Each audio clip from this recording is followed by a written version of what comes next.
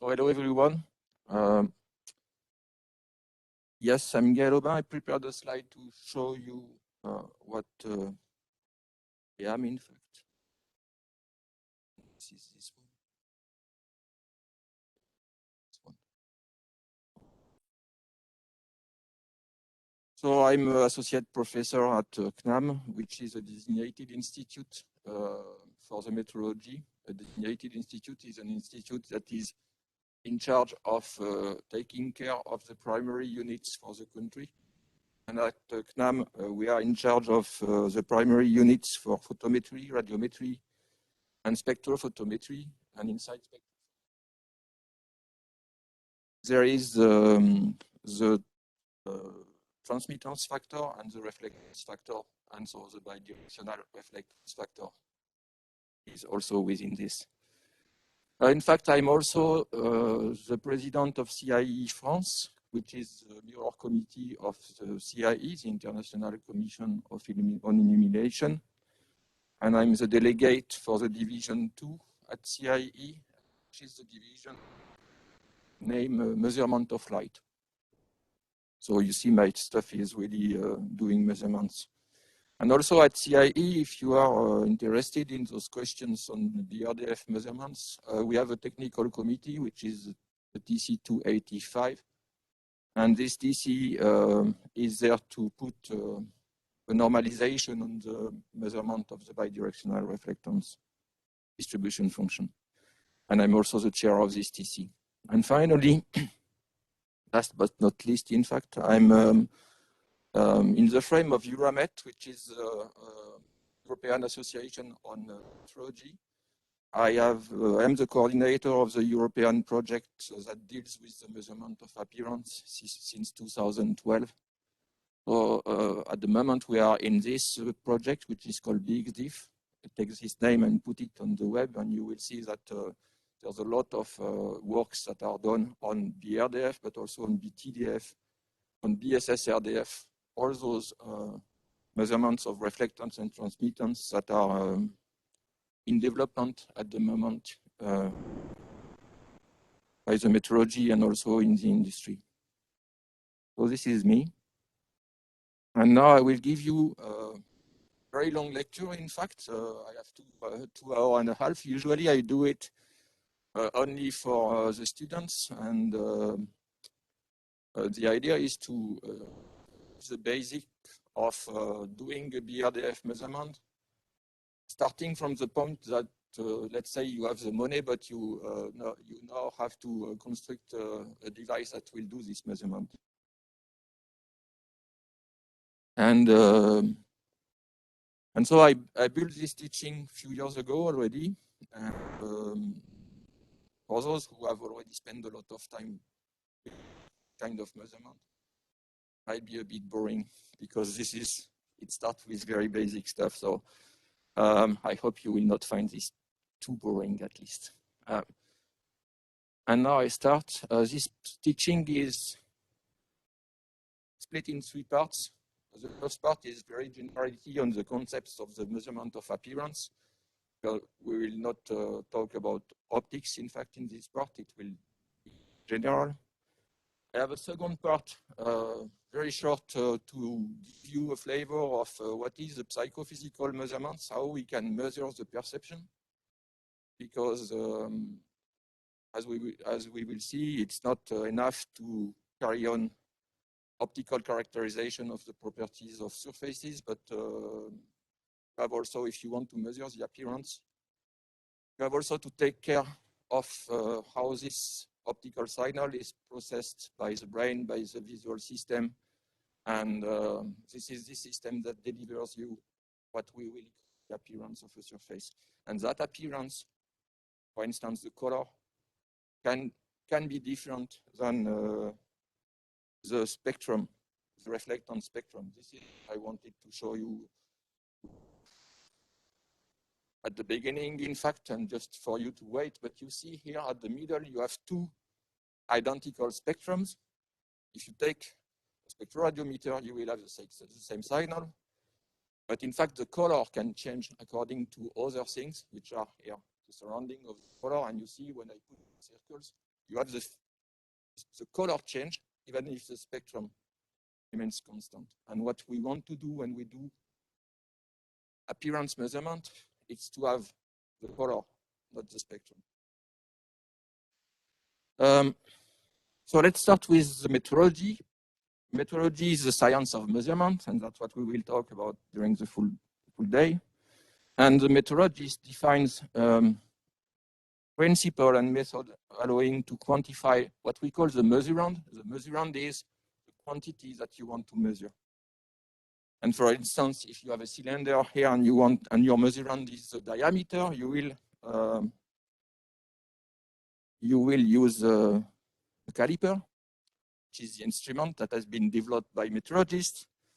Metrologists will give you the method, how to use it, and then you will get your value in a meter or in centimeter. If the measurand is the temperature, you will take a thermometer, and again, you will access to the measurand. And if the measurand is the appearance of that surface, you will take nothing because it's a bit more complex than just taking a thermometer or something like this. And that's part of what we try to do in this community at the moment. We try to develop methods to assess the appearance being the measurand that we are looking at. So then, if we want to progress on this way, we have to define the measurand. Really know and state what we are looking to measure, what we want to measure.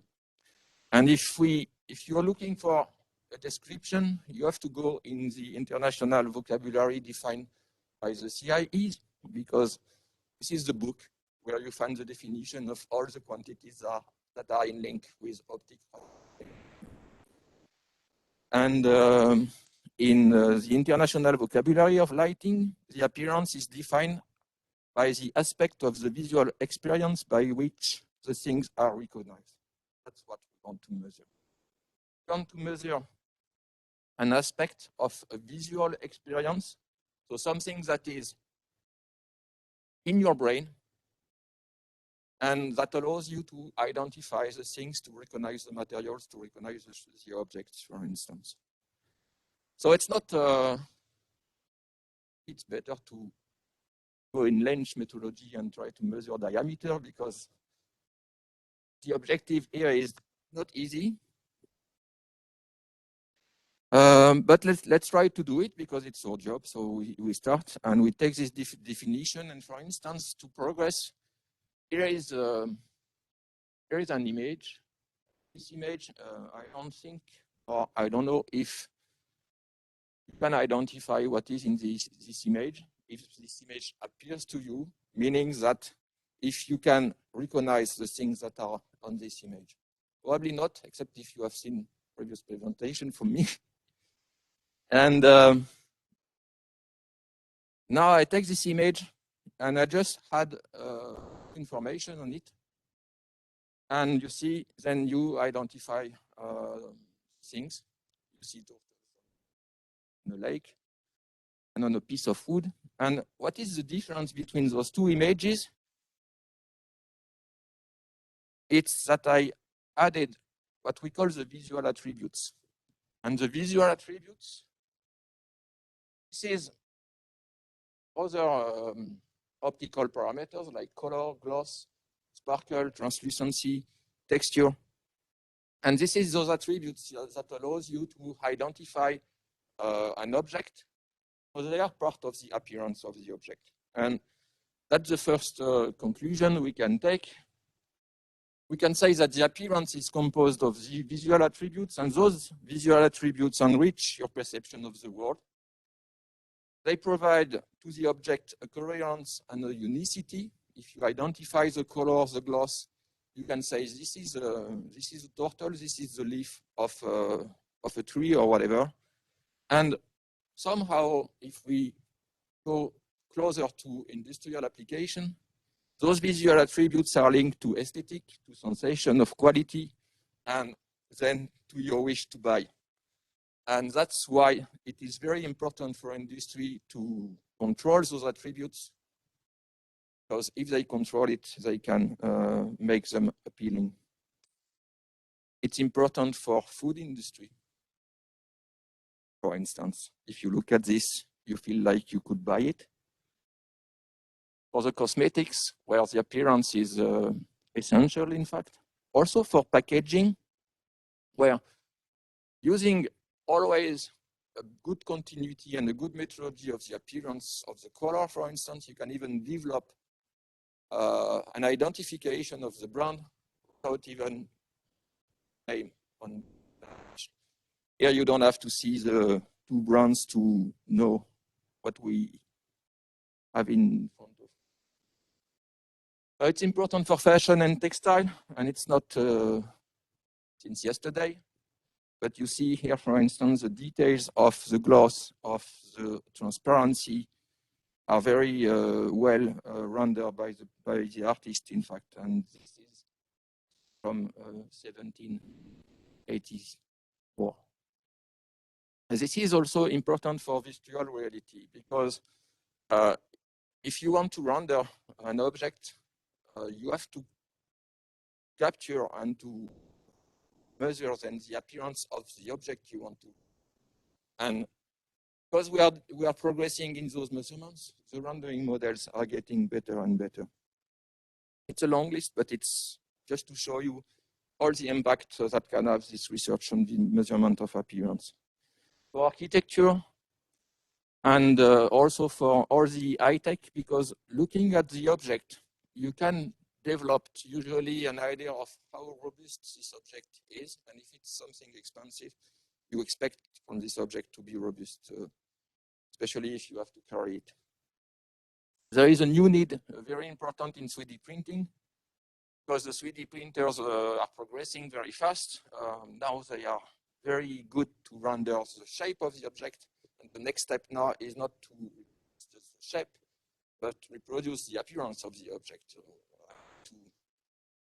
I want to use my phone to do a 3D scan of my face, and then I want to send it to my girlfriend at the other part of the world, and she can print my face with the same, to the color of the skin, for instance. That's the objective of this industry. And finally, this is essential for automotive, and I put them at the end of the list because I think they are really the drivers of the innovation in this field. Automotive industry today, it is the appearance of the painting is the second most important attribute after the brand of the car. When you buy a car, you buy first the brand, but then you buy a color.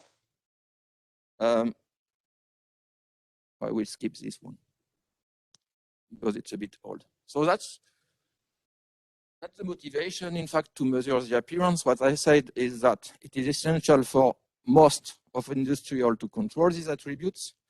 And for us, as metrologists, we are here in support of this industry.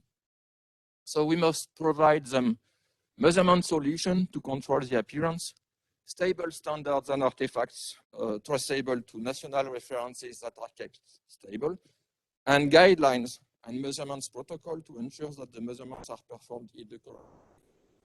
This means that you can develop your system in your garage if you want, but you will be the only one can use it. And the methodology is there to develop protocols that can be generalized and that can be reproducible on the same place, but also on different places using transfer artifacts and references. So that's our objective, in fact. So now we have the measurement, we have the motivation, but we have to do the work.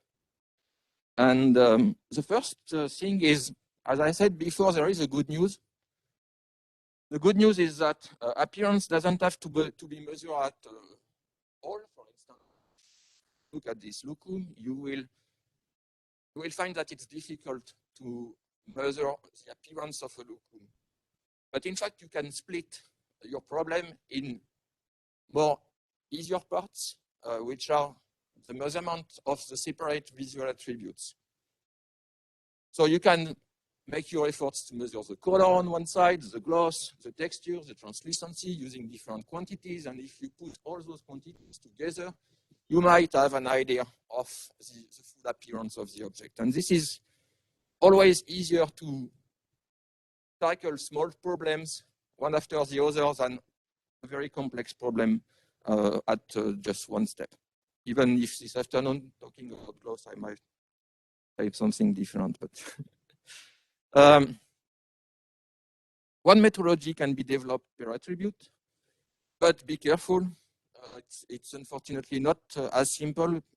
If you look here, for instance, at the gloss of those 3 balls, they have exactly the same BRDF, except that one is the BRDF coming from the surface, I mean, but the same specular peak, the same smoothness. But the gloss is different because the color is changing. So you see, if I ask you which one is the glossiest, you will tell me the black one, I guess. And it's the black one that looks glossier because of the contrast effect, for instance. So the color has an influence on gloss. The gloss has an influence on color and on translucency. So even if you can measure each of these attributes, you also have to explore the correlation between these attributes, and then it starts to be complex. But let's say it's a second order problem. Just keep it in mind once we will be ready for the measurement of gloss or whatever. There is bad news. First, the main bad news probably is that the appearance is a visual quantity. That means that the measurement is not accessible with a measuring instrument, because the measurement is in your head. And we cannot easily access to your brain.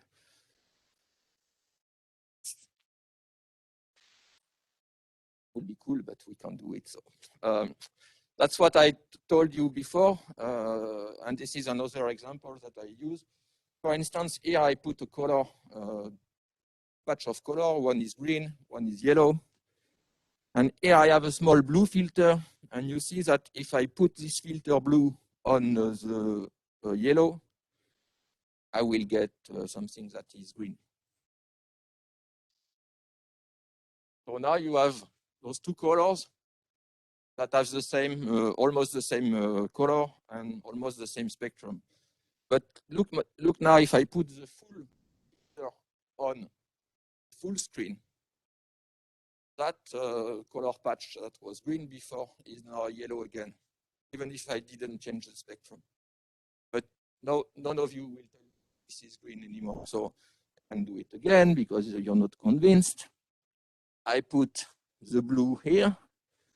Now you see that this patch is clearly green. And now I don't change anything on this patch in terms of spectrum. I just expand the filter, and then you see it yellow. So as a metrologist, if my instrument says this is green, then my measurement is wrong, because it should say that it's yellow, because the measurement is here in your brain, okay? And this is bad news. Another bad news is that the measurement may vary from an observer to another. The best example is to see at this bridge that is in Chevilly. And there is people who have painted this bridge, and obviously they don't see the same thing. So this is also bad news, because maybe that would say that we will have to develop one methodology for each individual. And develop one methodology is already difficult, but for every person, it's very difficult. But let's talk about this later. So